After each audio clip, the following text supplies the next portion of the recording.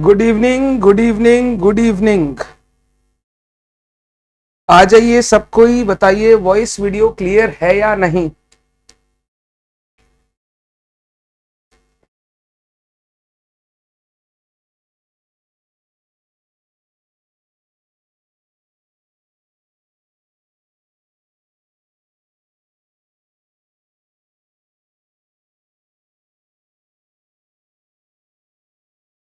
मेरे हिसाब से सब कुछ परफेक्ट है। आप एक बार चेक कर लो सब। Good evening Raman. मैंने ग्रुप में देखा बच्चे बात कर रहे थे, सर कब से क्लास होगी। मैंने बोला ना 8 बजे से क्लास होगी regular. Don't worry about it.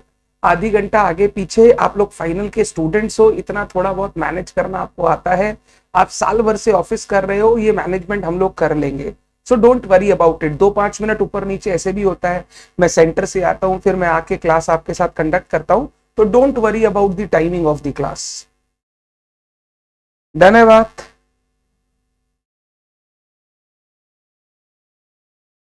Clear है सर। आ जाइए डिस्कशन शुरू करते हैं। आज हम लोगों ने इंट्रोडक्शन टू अकाउंटिंग स्टैंडर्ड पढ़ा। इंट्रोडक्शन टू अकाउंटिंग स्टैंडर्ड में इन डेज में मैंने आपको क्या क्या बताया, एक बार मैं रिवाइज करवाता हूं सो दैट हमारे सारे कॉन्सेप्ट्स एक बार लाइन पर आ जाए। फिर मुझे एक छोटा सा कॉन्सेप्ट के ऊपर बात करना है, then we will go on to the first Ind AS 16। हमने बात शुरू की सर, इंडिया में अभी at present financial reporting, financial statements बनाना या अकाउंटिंग करने से related for companies there are 2 sets of accounting standards. पहला accounting standards which were notified earlier in the companies act, पुराने अकाउंटिंग स्टैंडर्ड्स बोलते हैं हम लोग। और दूसरा इंडियन अकाउंटिंग स्टैंडर्ड जो कंपनीज एक्ट 2013 आने के बाद इंट्रोड्यूस किए गए। ये जो 2 सेट ऑफ अकाउंटिंग स्टैंडर्ड्स चल रहे हैं वो इसलिए चल रहे हैं because in India there was a need, there was a pressure from foreign investors कि इंडिया को अपना फाइनेंशियल रिपोर्टिंग सिस्टम अब इंप्रूव करना चाहिए। जो हमारा एग्जिस्टिंग अकाउंटिंग स्टैंडर्ड्स है, जो हमारा एग्जिस्टिंग फाइनेंशियल रिपोर्टिंग सिस्टम है, वो इतना ट्रांसपेरेंट नहीं है, इतना रोबस्ट नहीं है और इतना क्या बोलूं फेयर वैल्यूएशन पर नहीं बना हुआ है जो आज की करंट बिजनेस नीड्स को, बिजनेस एनवायरनमेंट की नीड्स को फुलफिल कर सके। इसके लिए इंडिया ने रिसेंटली IFRS कन्वर्ज नए सेट ऑफ अकाउंटिंग स्टैंडर्ड्स बनाए जिन्हें हम इंड AS कहते हैं। ये जो इंड AS लाए गए हैं, ये इंड AS अभी सारी कंपनीज पर लागू नहीं होते, कुछ सेट ऑफ कंपनीज पर लागू होते हैं जिनके ऊपर हमने रोड मैप पर बात की थी, इंप्लीमेंटेशन की रोड मैप पर बात की थी। सर इंड AS लाने का फायदा क्या हुआ? इंड AS लाने का फायदा, सबसे पहला फायदा ग्लोबलाइजेशन, लिबरलाइजेशन। जो फॉरेन इन्वेस्टर्स है, जो फॉरेन इंस्टीट्यूशंस है, वो अब इंडिया में पैसा लगाएंगे, इंडिया के बिजनेस पर पैसा लगाएंगे सो दैट इंडिया में और बिजनेस बढ़ सके, बिजनेस ग्रो कर सके। वो लोग जब ये उनके मन में रहेगा कि इंडिया की कंपनीज का फाइनेंशियल रिपोर्टिंग सिस्टम रोबस्ट रहेगा, हम पैसे लगाएंगे, हमें टाइम टू टाइम इंफॉर्मेशन मिलेगी, हम उसके बेसिस पर अपने डिसीजन मेकिंग कर सकेंगे, तो फॉरेन पैसा हमारे इंडिया में बहुत आएगा।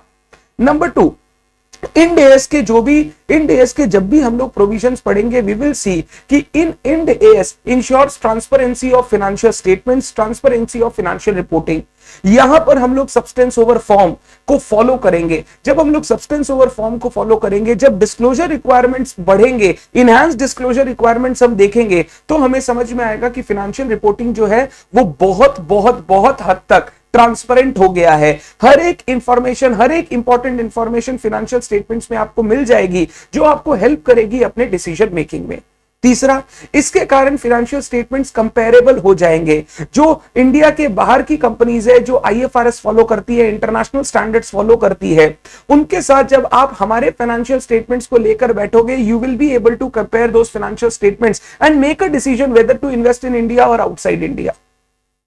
और चौथा, enhance disclosure requirements. Ind AS में डिस्क्लोजर की रिक्वायरमेंट्स और ज्यादा दी गई है और रोबस्ट की गई है सो दैट सारी इंफॉर्मेशन स्टेक होल्डर तक पहुंचाई जा सके, स्टेक होल्डर से कुछ छुपाया ना जा सके।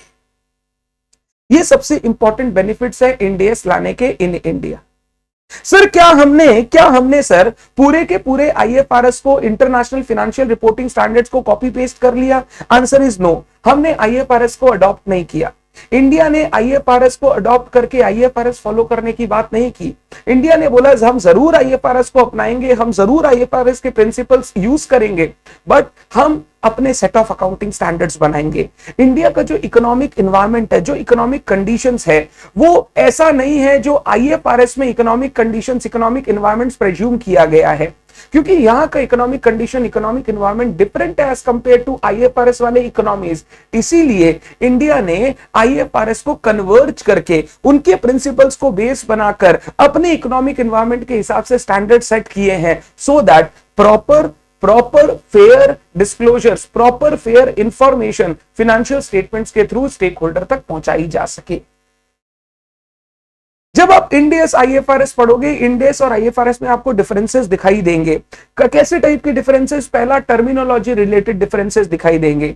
दूसरा, कुछ ऐसे डिफरेंसेस दिखाई देंगे जो आईएफआरएस के प्रिंसिपल्स को हमने चेंज किया है, so as to consider the economic condition, economic environment, the business scenarios in India. ये जो चेंजेस हम कर रहे हैं, considering the economic condition, economic environment, business scenarios, इन चेंजेस को नाम दिया गया कार्व आउट्स। कुछ ऑप्शंस इंडेस में एक्स्ट्रा दिए गए जो आईएफआरएस में नहीं थे। ये ऑप्शन देने की जरूरत इसलिए थी ताकि हम proper financial information stakeholder तक पहुंचा सके। ये जो एक्स्ट्रा ऑप्शन इंडेस में दिए गए हैं, आईएफआरएस में नहीं हुए, इनको हम लोग बोलते हैं कार्व इन्स। ये कार्व इन्स, कार्व आउट्स, ये डिफरेंसेस है आईएफआरएस और इंडेस के बीच में, जो हमें ये बताता है इंडिया ने आईएफआरएस को अडॉप्ट नहीं किया, आईएफआरएस के प्रिंसिपल्स को यूज करके नए सेट ऑफ अकाउंटिंग स्टैंडर्ड्स बनाए हैं और कुछ चेंजेस किए हैं, so that Indian economic environment के हिसाब से प्रॉपर फाइनेंशियल रिपोर्टिंग की जा सके। अगर आज आप मेरे से पूछोगे एट प्रेजेंट कितने अकाउंटिंग इंडेस है सर, टोटल 39 इंडेस एट प्रेजेंट है। हमारे सिलेबस में सारे 39 स्टैंडर्ड नहीं है, हमारे सिलेबस में कुछ इंडेस हमें पढ़ने हैं, कुछ चैप्टर्स के साथ साथ इंडेस हमें डिस्कस करने हैं। तो अराउंड 22 इंडेस हम टोटल में डिस्कस करेंगे, पूरे 39 डिस्कस नहीं करेंगे, बट मेजॉरिटी मोस्ट इंपॉर्टेंट इंडेस हम फाइनल के सिलेबस में कवर करेंगे। ये हमारा डिस्कशन आज सुबह हुआ था। फिर मैंने आपको बोला था इंडेस जब भी आप पढ़ोगे, तीन बेसिक प्रिंसिपल्स पर इंडेस को बनाया गया। नंबर 1, सब्सटेंस ओवर फॉर्म को इज्जत दी गई। बोला गया कि अगर कोई ट्रांजैक्शन का फाइनेंशियल रियलिटी और उसका लीगल स्ट्रक्चर में डिफरेंस है, हम लोग अकाउंटिंग हमेशा रियलिटी के हिसाब से, ट्रुथ के हिसाब से करेंगे। लीगल स्ट्रक्चर चाहे कुछ भी हो, उससे हमें कोई मतलब नहीं।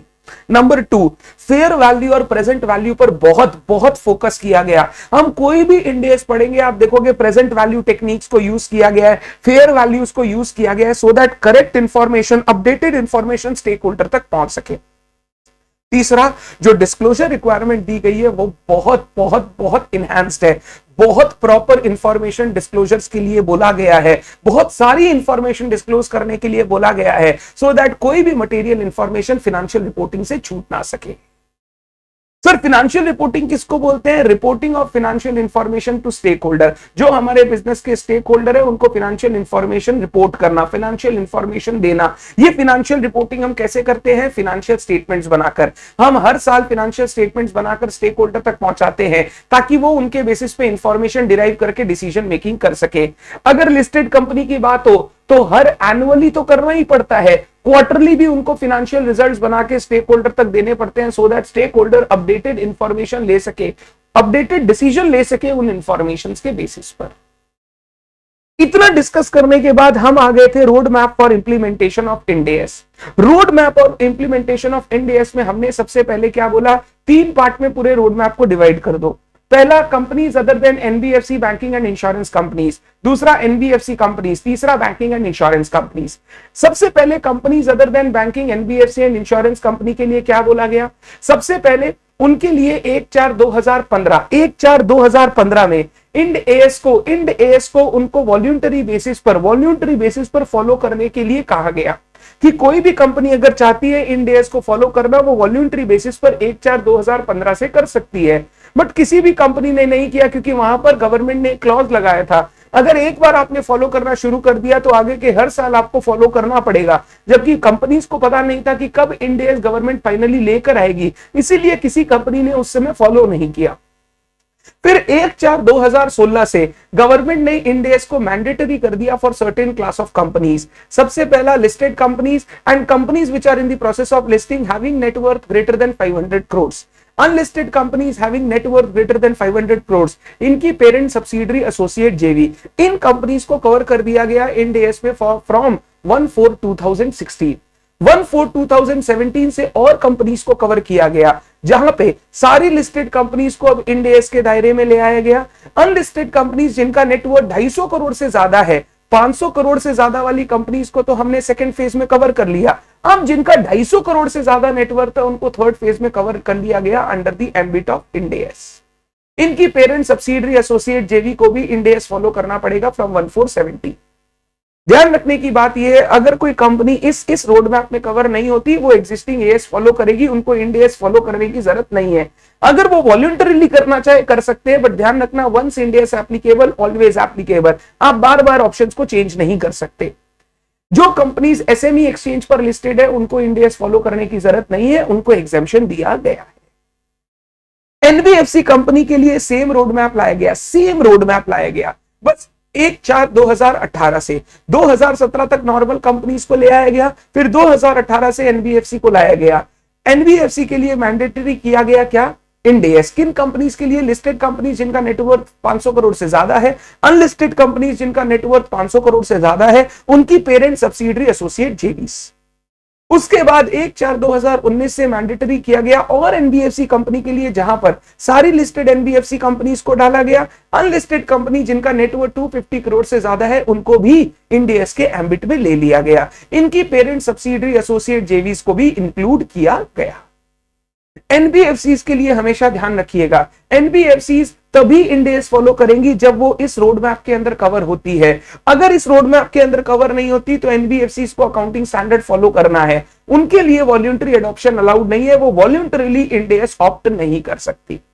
बैंक्स एंड इंश्योरेंस कंपनीज के लिए 1 अप्रैल 2018 से इंड एस लागू होने वाला था, but because of RBI and Ida के रेगुलर गवर्नमेंट के साथ बातचीत, उन्होंने बोला कि अभी हमारा banking system, insurance companies end S को फॉलो करने के लिए तत्पर नहीं है, अभी वो रेडी नहीं किया जा सकता इंफ्रास्ट्रक्चर, इसीलिए थोड़ा सा डेफर किया जाए। हम लोग नेक्स्ट ईयर से ट्राई करेंगे कि हम लोग इंड एस के एम्बिट में आ जाए। फिर धीरे धीरे जैसे ही आगे बढ़े, कोरोना आ गया एंड उसके बाद ये डेफर कर दिया गया इनडेफिनेटली। अभी तक इनके ऊपर इंड एस लागू नहीं होता। बैंकिंग एंड इंश्योरेंस कंपनी अपना सारा का सारा जो फाइनेंशियल स्टेटमेंट्स बनाती है वो अकाउंटिंग स्टैंडर्ड्स फॉलो करती है, वो इंड एस फॉलो नहीं करती है। इंड एस जब आएगा भी तो 2 टाइप ऑफ बैंक्स को इंड एस से बाहर रखा गया, urban cooperative bank, regional rural bank. इनको इंड एस फॉलो करने का या इनको इंड एस अप्लाई नहीं होगा। इनको छोड़ के सारे बैंक्स, इंश्योरेंस कंपनी, उनके पेरेंट सब्सिडरी एसोसिएट जेवी, इनके ऊपर इंड एस लागू किया जाएगा। हमने इतना बात ऑलरेडी पढ़ लिया है। Any student in the class, any doubt, किसी भी बच्चे को कोई डाउट, अगर डाउट है तो पूछ लीजिए, नहीं है तो मैं एक छोटे से वर्ड पर डिस्कशन करना चाहूंगा जो मेरे इस पार्ट का लास्ट डिस्कशन होगा। द वर्ड इज, जो बार बार यूज हुआ है रोड मैप में, द वर्ड इज नेटवर्थ। आप यहीं पर नोट डाउन कर लेंगे, नेटवर्थ। हमने बोला उन अनलिस्टेड कंपनीज को कवर करेंगे जिनका नेटवर्थ 250 करोड़ से ऊपर है। तो सर ये नेटवर्थ होता क्या है, हाउ टू कैलकुलेट नेटवर्थ?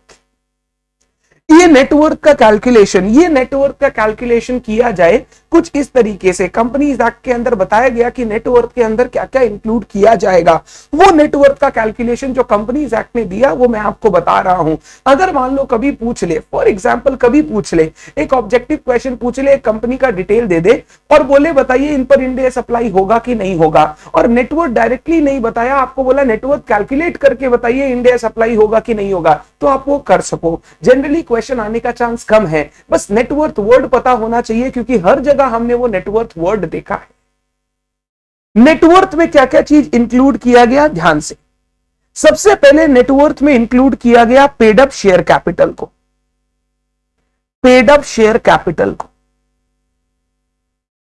जो भी आपका लेटेस्ट ऑडिटेड फाइनेंशियल स्टेटमेंट है, जनरली लास्ट ईयर वाला फाइनेंशियल स्टेटमेंट है, उसके हिसाब से आप अपना paid up share capital check कीजिए। Paid up share capital check कीजिए।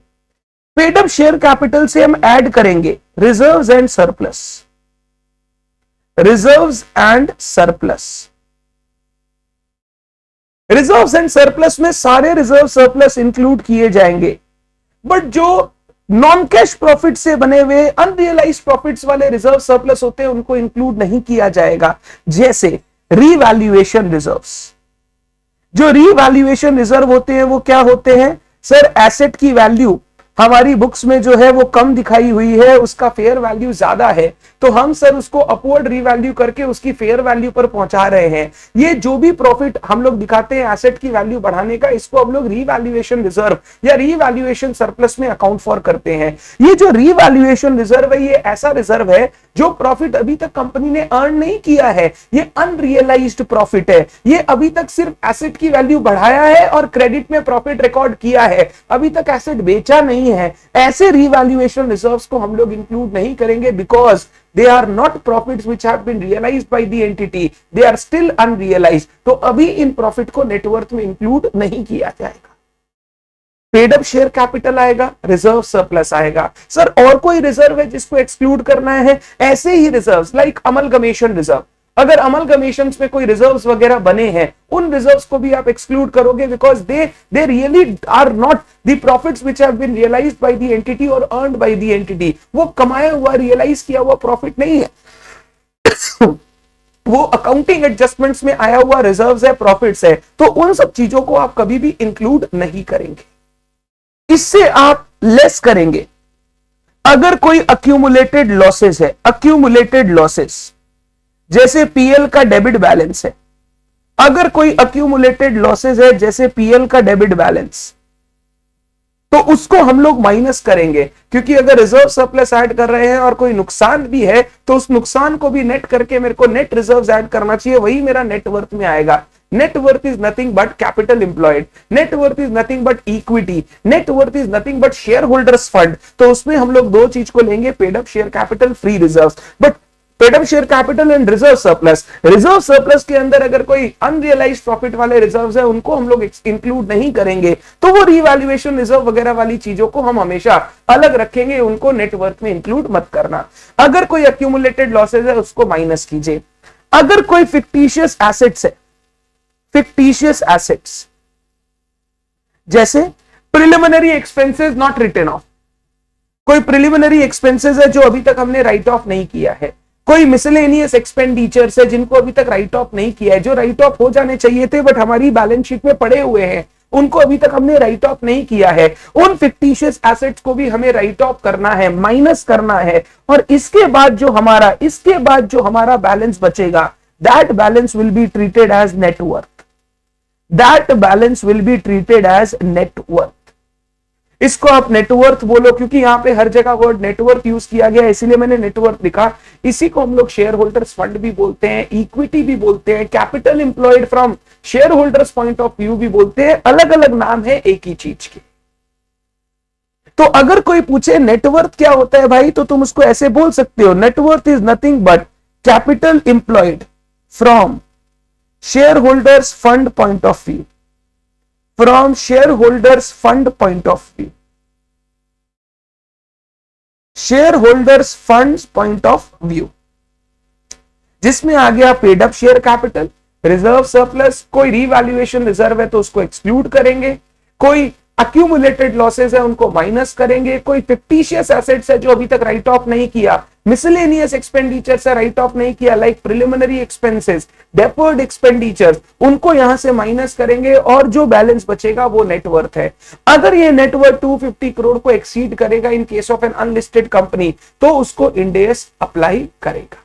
लिस्टेड कंपनी में अब नेटवर्थ चेक करने का जरूरत ही नहीं है, क्योंकि लिस्टेड कंपनी पर तो इंड एस अप्लाई करेगा। अगर वो कंपनी लिस्टेड है, मतलब लिस्टेड होना ही मतलब इंड एस आप पर अप्लाई करेगा। तो लिस्टेड कंपनीज के लिए I don't check net worth now I check net worth only for unlisted company. If their net worth exceeds 250 crore तो उस पर इंड एस अप्लाई किया जाएगा। ये नेटवर्थ सर कब का देखेंगे? लास्ट ईयर का। अगर लास्ट ईयर जो फाइनेंशियल स्टेटमेंट्स आपने बनाए, जो बैलेंस शीट आपने बनाई, उस बैलेंस शीट के हिसाब से ये नेटवर्थ 250 करोड़ से ज्यादा है, तो करंट ईयर से आपको फिर क्या फॉलो करना है? इंड एस फॉलो करना शुरू करना है। जैसे एग्जांपल, एक कंपनी है, मान लो कंपनी का नाम एक्स लिमिटेड, अनलिस्टेड कंपनी है, लिस्टेड नहीं है, अनलिस्टेड। इसका 31 मार्च 2022 का बैलेंस शीट आया और बैलेंस शीट के हिसाब से नेटवर्थ निकला 300 करोड़। इससे पहले 31 मार्च 21 को नेटवर्थ 200 करोड़ ही था। 31 मार्च 2021 तक नेटवर्थ 200 करोड़ ही था, बट 31 मार्च 2022 का जब बैलेंस शीट आया, इसमें नेटवर्थ हमने चेक किया 300 करोड़ हो गया। ये जो नेटवर्थ 300 करोड़ हो गया, ये एक्सीड कर गया 250 करोड़। अब जैसे ये 250 करोड़ को एक्सीड करेगा, from 1422 Ind AS will apply to X limited. अब एक्स लिमिटेड को इंड एस अप्लाई करके अपने अकाउंट्स और फाइनेंशियल स्टेटमेंट्स बनाने पड़ेंगे। इस 1422 के बाद सारे ट्रांजैक्शन जो भी रिकॉर्ड होंगे वो इंड एस के प्रिंसिपल्स को फॉलो करके रिकॉर्ड किए जाएंगे। तो जिस साल आपका नेटवर्थ 250 करोड़ क्रॉस करेगा, उसके नेक्स्ट ईयर से आपको इंड एस फॉलो करना शुरू कर देना है। Is it clear boys and girls?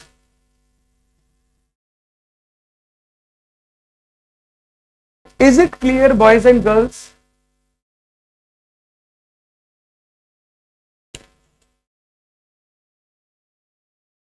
ये नेटवर्क का कैलकुलेशन आना चाहिए किसी बच्चे को, क्योंकि यही क्राइटेरिया है for application of end S. कौन सी कंपनी के लिए सर? अनलिस्टेड कंपनीज के लिए। लिस्टेड कंपनीज के लिए sir we don't check network. Listed company है तो सर उनके ऊपर इंड एस अप्लाई ऐसे भी करेगा।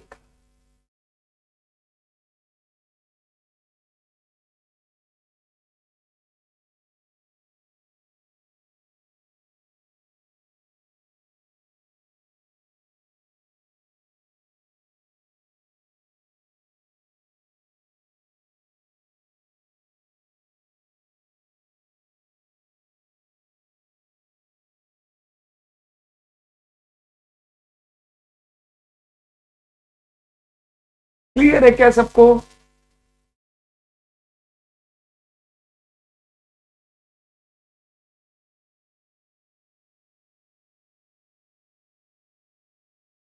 आज थोड़ा इंटरनेट ज्यादा ही डिस्टर्ब कर रहा है। डन, आगे चलता हूं मैं।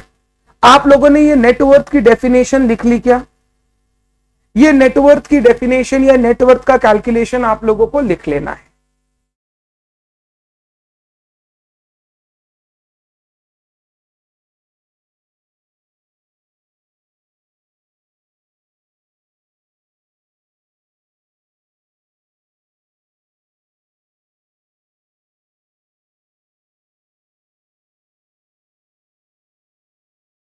डन।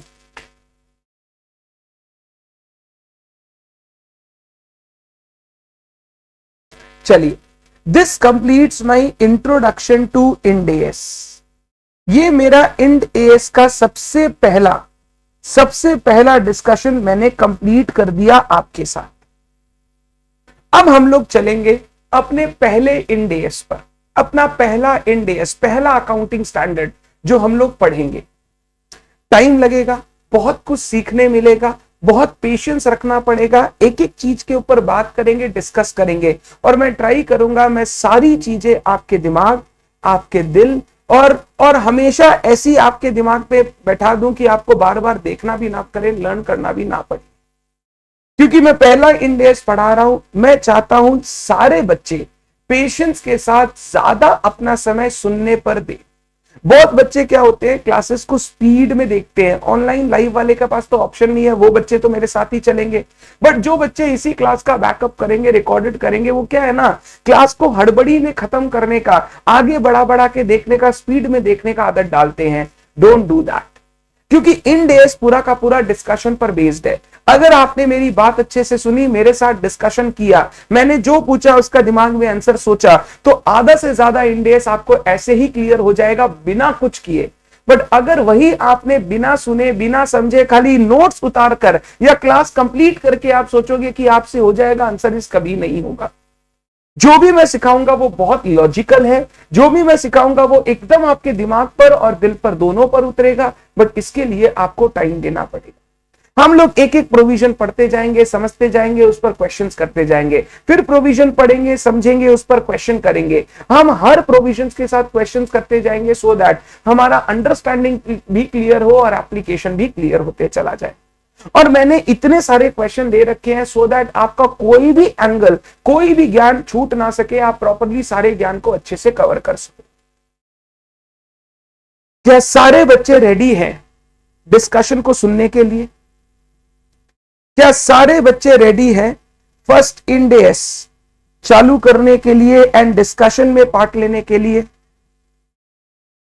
यस सर, ये नई जर्नी है, कुछ नया सीखने जा रहे हैं, तो प्लीज बी पेशेंट। जब तक मैं 2 क्लास 3 क्लास आगे नहीं जाऊंगा तब तक वो चीजें बिल्डअप नहीं होगी। धीरे धीरे आपको सब समझ में आएगा, बट वो कॉन्सेप्ट बिल्डअप होने में टाइम लगेगा, तो उसके लिए पेशेंस रखने का। एक एक इंड एएस में टाइम लगेगा डिस्कशन में। जैसे इंड एएस 16 की अगर बात करूं तो कम से कम 5 क्लास, 4 से 5 क्लास का इंड एएस है, यानी टोटल 12 to 15 आवर्स का मेरे को डिस्कशन करना होगा, तब जाके मैं इंड एएस 16 वाइंड अप कर पाऊंगा। और ऐसा इंड एएस है जिससे क्वेश्चन आएगा ही, छूट नहीं सकता है। Very very very important Ind AS. तो हम लोग शुरू करते हैं इंड एएस 16 पढ़ना। सबसे पहले इंड एएस 16 का नाम सारे बच्चे पढ़ेंगे। मैंने मैक्सिमम ज्ञान सब कुछ लिख रखा है, कॉपी में अलग से लिखने का बहुत कम दरकार पड़ेगा।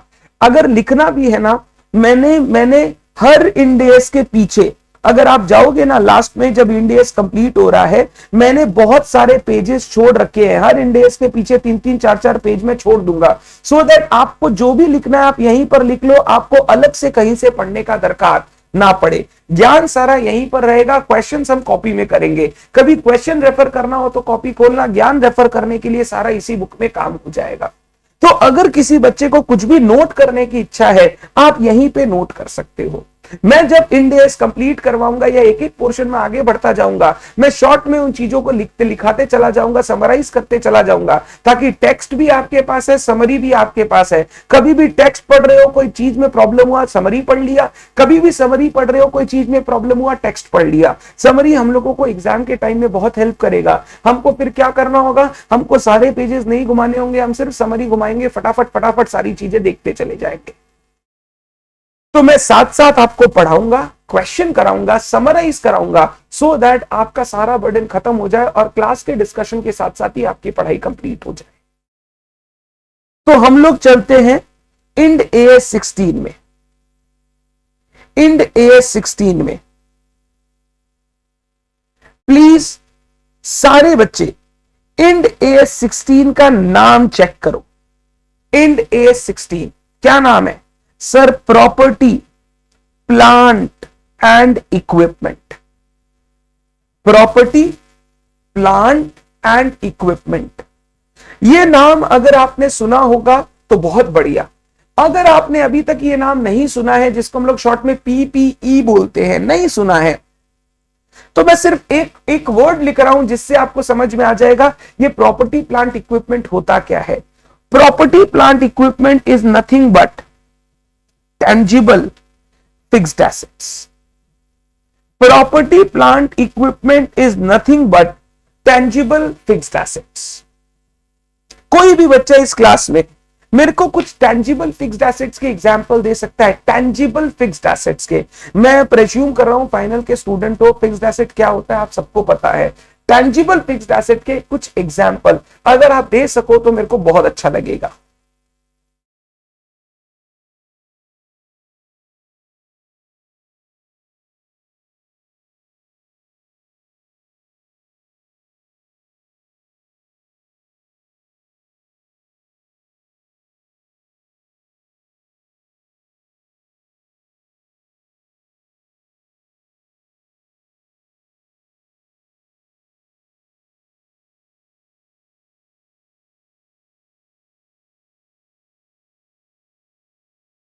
इस पर भी मैं काम कर रहा हूं, वीडियो में थोड़ा बहुत लैग हो रहा है, मैं इसको भी काम कर रहा हूं। 1-2 दिन में ठीक हो जाएगा। मैंने जैसे बोला ना, कभी भी कोई नई चीज चालू करते हैं उसमें 1-2 दिन एडजस्टमेंट में लगता है, 1-2 दिन में ये प्रॉब्लम सॉल्व हो जाएगी।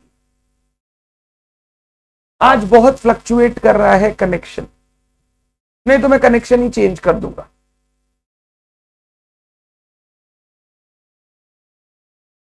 मैंने दूसरे कनेक्शन को हटा के जियो कनेक्शन लगाया था कि वो सही चल रहा था, बट अभी जियो में ही बहुत ज्यादा प्रॉब्लम है।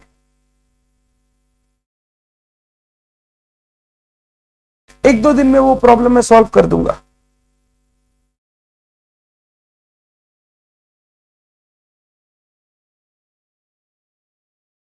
वेरी गुड सर, बच्चे एग्जाम्पल दे रहे हैं। क्या एग्जाम्पल दे रहे हैं? मैं लिख रहा हूं।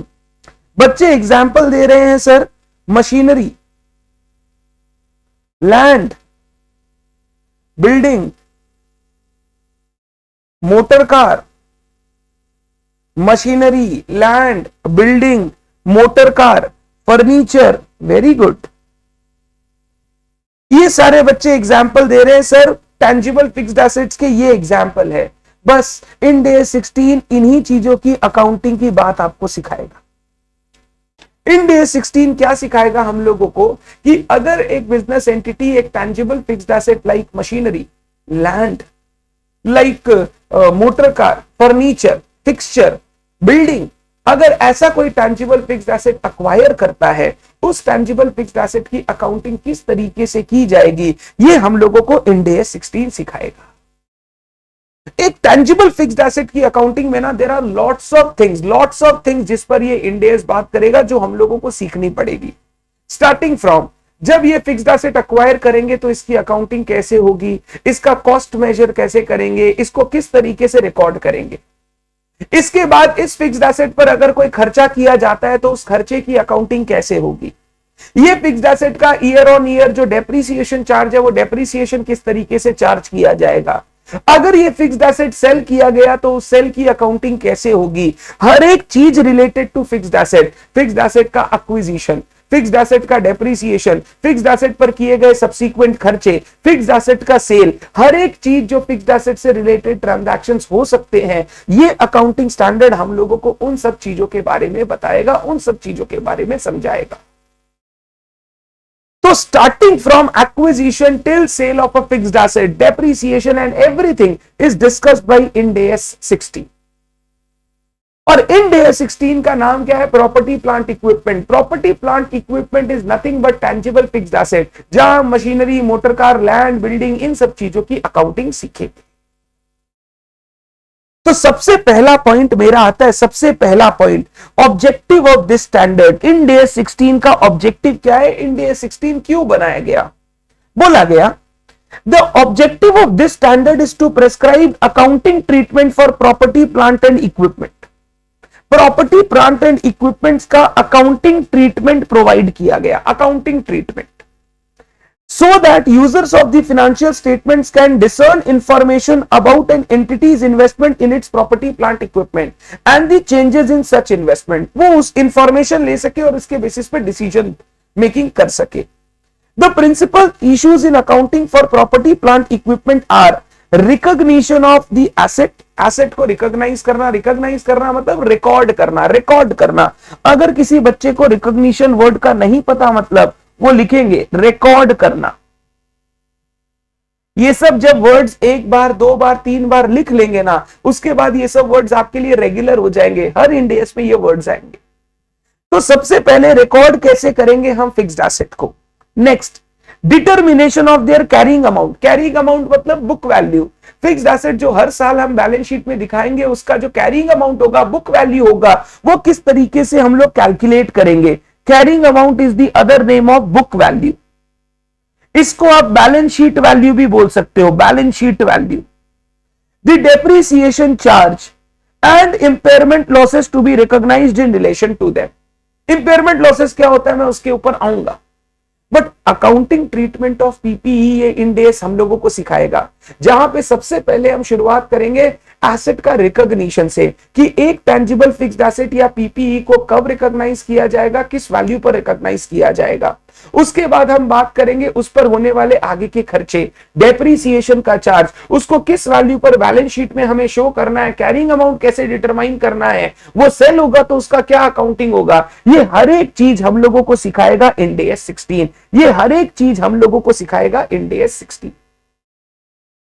तो इंड AS 16 का ऑब्जेक्टिव है कि ये आपको प्रॉपर्टी प्लांट एंड इक्विपमेंट की अकाउंटिंग ट्रीटमेंट सिखाएगा और वहां पे शुरू से लेकर लास्ट तक जितने भी आपके मन में ख्यालात है वो हर एक ख्यालात के बारे में बात करेगा।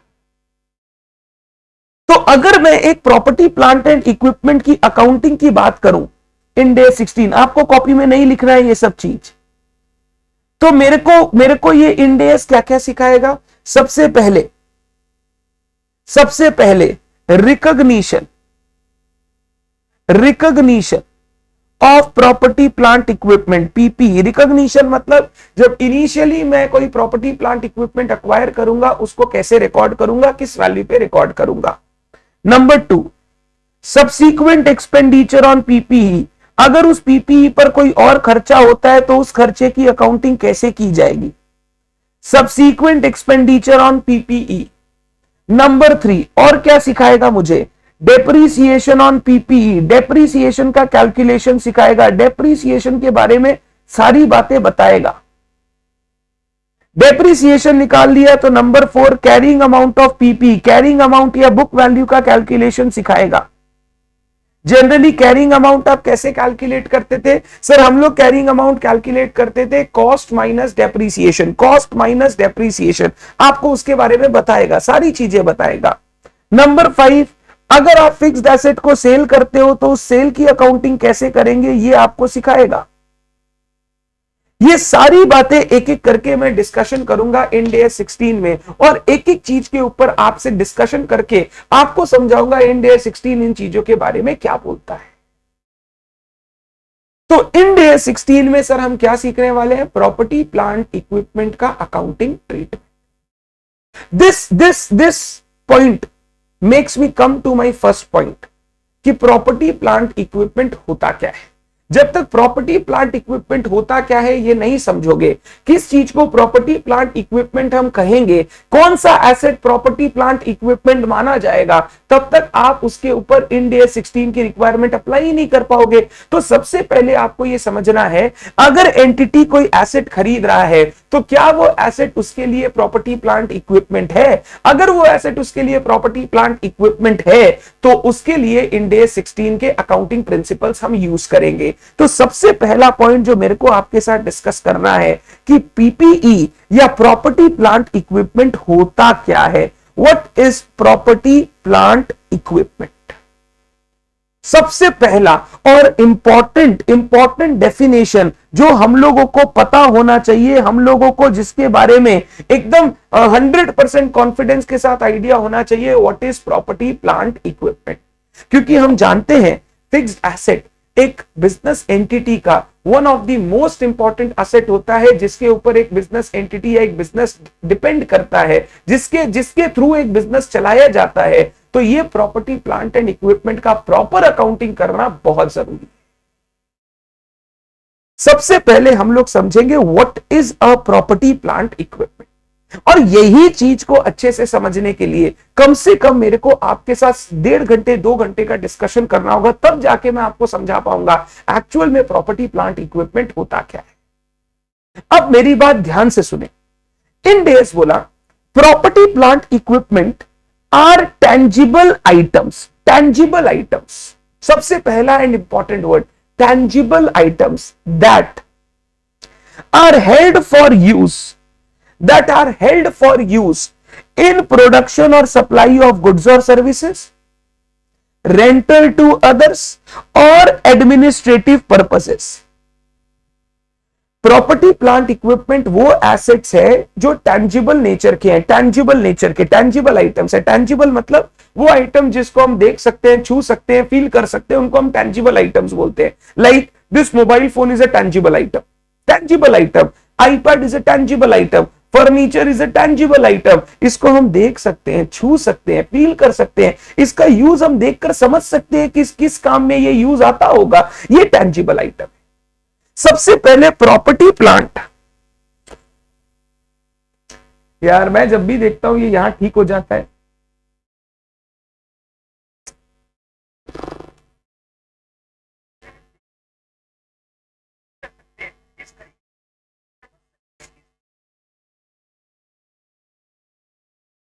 सबसे पहले property plant.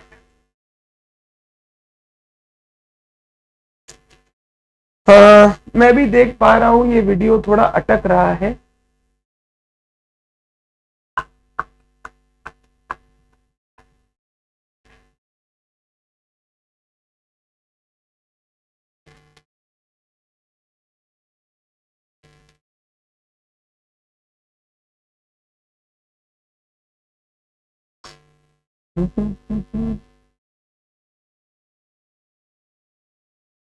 Just let me check. Just let me check.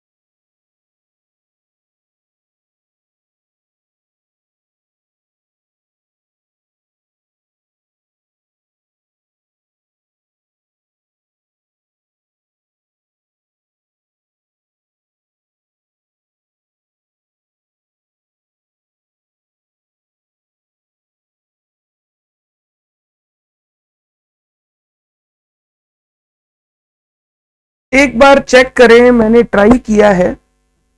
Let's see अभी ये चलता है या नहीं।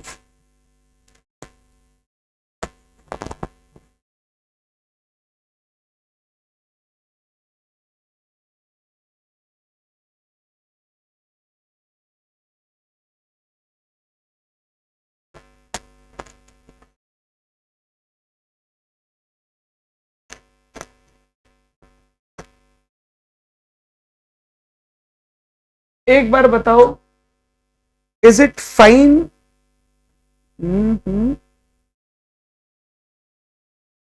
इंटरप्ट हो रहा है अभी भी।